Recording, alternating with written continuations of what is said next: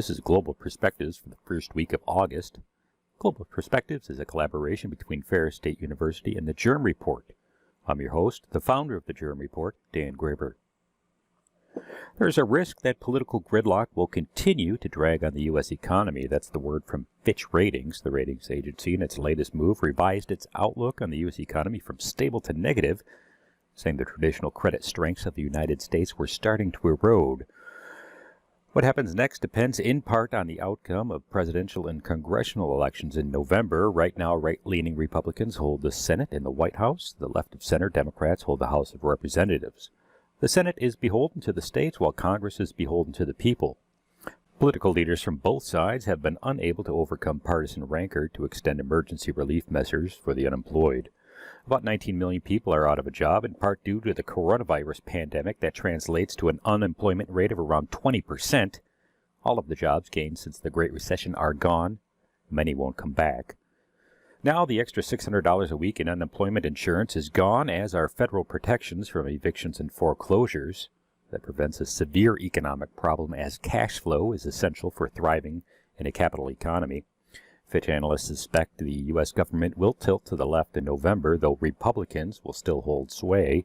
It warned, however, that the continuation of political gridlock was a risk to the overall economy. Gross domestic product is a key barometer of the health of an economy. One of the worst economic contractions after the Great Depression happened in the first quarter of 1958. That year, Nikita Khrushchev became the Soviet premier. He would later order Western allies out of Berlin, but eventually backed down. Richard Nixon, then vice president to Dwight Eisenhower, was attacked by anti-American protesters in Venezuela. But perhaps most relevant today is the Asian flu pandemic from 1957 to 1958. That left at least 1 million people dead, including some 116,000 in the United States. During the second half of 1957, the Dow Jones Industrial Average fell by about 15%. By the first quarter of 1958, the U.S. economy, as measured by GDP, shrank 10% on an annualized basis. The United States, by then, was in a severe recession. Unemployment in Detroit reached 20%. It was the worst post-war contraction ever in the United States until now. First quarter GDP in the United States shrank by 5%. The first quarter runs from January to March. The coronavirus pandemic was just materializing in the country. In January, U.S. President Trump said the viral outbreak was, quote, totally under control. The first positive test for the coronavirus in the United States came on January 21st. By the end of March, the United States led the world with 100,000 cases. President Trump that month signed off on the largest relief package in U.S. history, boosting unemployment insurance by $600 per week and sending $1,200 checks to American families. By the end of July, the United States passed more than 4 million positive cases. The death toll is approaching 144,000, well past the Asian flu pandemic from the 1950s. During the second quarter, U.S. GDP shrank by a whopping 32.9%. Disposable personal income in June declined by 1.4%, or some $255 billion. Fitch warned that without more support, things could get worse in the United States. GDP serves as another barometer of sorts, state power. Hans Morgenthau was a University of Chicago professor who died in 1980. His seminal book, Politics Among Nations, is widely considered one of the pioneering studies of international relations theory. Morgenthau was central in the development of the so-called realist doctrine of international relations theory that holds that the state, not its leaders, are the central actors in the international system. There is no higher power than the state in this type of system, and according to this theory, states are interested in one thing and one thing only: self-preservation. All state actions must be reviewed through that self-interest. One of the central components of state power under this theory are industry and manufacturing. Morgenthau writes that manufacturing and industrial capacity are, quote, indispensable elements of national power because, through those economic segments, the tools of modern warfare, airplanes and tanks, are developed. While much can be said for technology as a tool for modern warfare, manufacturing is still an essential part of the U.S. economy. It accounts for some 11% of total U.S. economic output and about half of all U.S. exports. It is therefore inevitable that as manufacturing declines, state power declines. It's easy to say the pandemic is to blame for some of the economic decline, but the U.S. economy was already on its heels by the fourth quarter. And remember that warning from Fitch? So what does this tell us about the power of the United States relative to the rest of the world?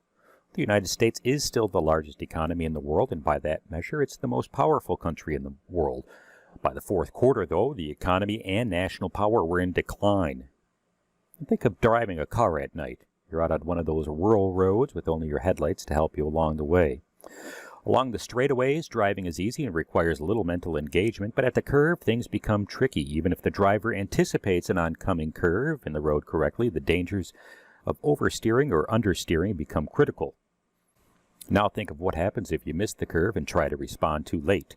Driving can become erratic, and it's easy to veer off course and into a ditch, or even worse. Now let's think about that curvy road as an economic cycle. Typically, the economy is characterized by growth spurts and decline. Driving safely along that road requires a good navigator. The straight economist John Maynard Keynes felt that if a government intervened in just the right way, those peaks and troughs become manageable. Keynes fancied himself as a good driver. But there are always blind curves, such as the Eisenhower recession in 1958, the dot-com era, and the quarantine economy of 2020. And that curve tells us something else. It runs parallel to national power, which is prone to its own ebb and flow. Charles F. Duran is a professor at Johns Hopkins School of Advanced International Studies. He believes that policymakers are like those drivers out late on the rural countryside.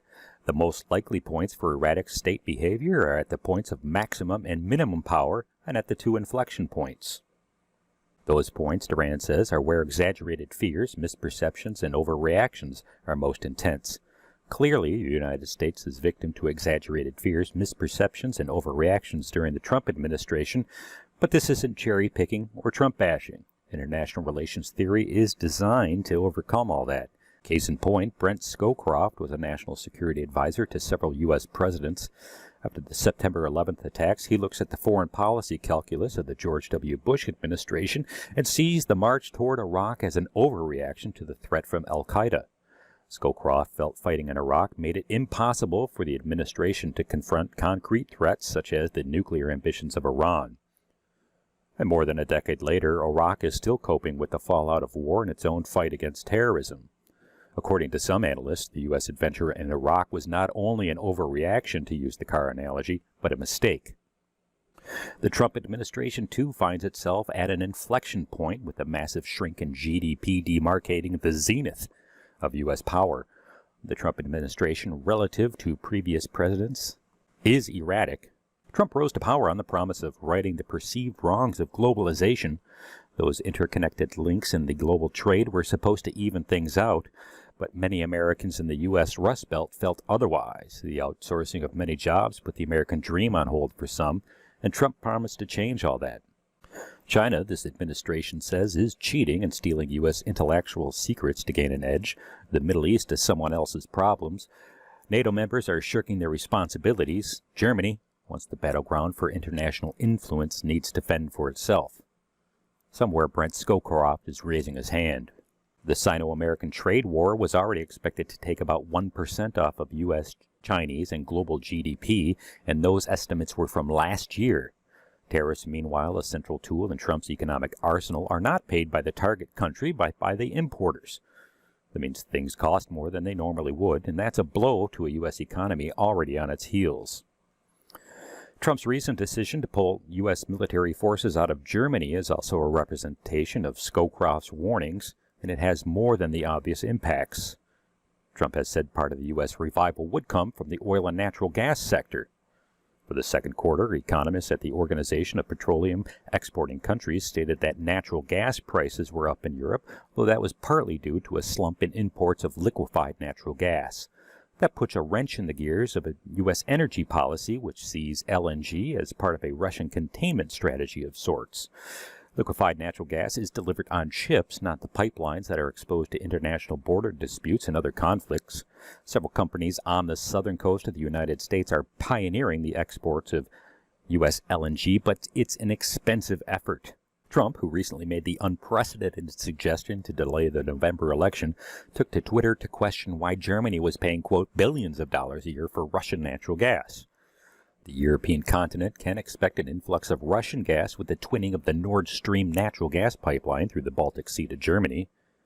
The first leg of the pipeline was heralded as a victory as it circumvented the Soviet-era networks that run through a troubled Ukraine.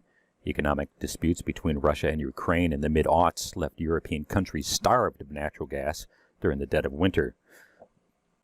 With Trump pursuing a policy of energy dominance, the Nord Stream pipeline now looks like a threat to U.S. interests.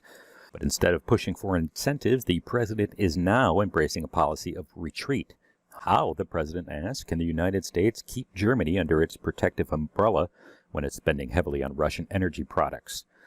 But diminishing the military posture in Germany almost certainly provides an opening for Russia and even China to advance its interests in Europe. In Europe, meanwhile, the continental economy saw GDP shrink some 12% sequentially. Like the United States, the Portuguese economy also contracted by its worst ever, though that was only by 14.1% in the second quarter. The Spanish economy contracted by 18.5% from the first quarter, and Italy saw a 17.3% retreat, though that was better than the forecast of 18.7%. Germany and France last month were able to fend off opposition from the so-called frugal states led by the Netherlands to pass a massive stimulus package to stave off the threats from the quarantine economy. German Chancellor Angela Merkel and French President Emmanuel Macron hailed the three-day-long negotiations as a victory for European unity. The European Union survived the exit of the United Kingdom and managed to coordinate across more than 24 state governments in relatively short order. The United States has not been so lucky. Taken through the lens of Duran and his so-called single dynamic theory, that's our car analogy, the United States has clearly driven through the curve. This has been Global Perspectives for the first week of August. I'm Dan Graber.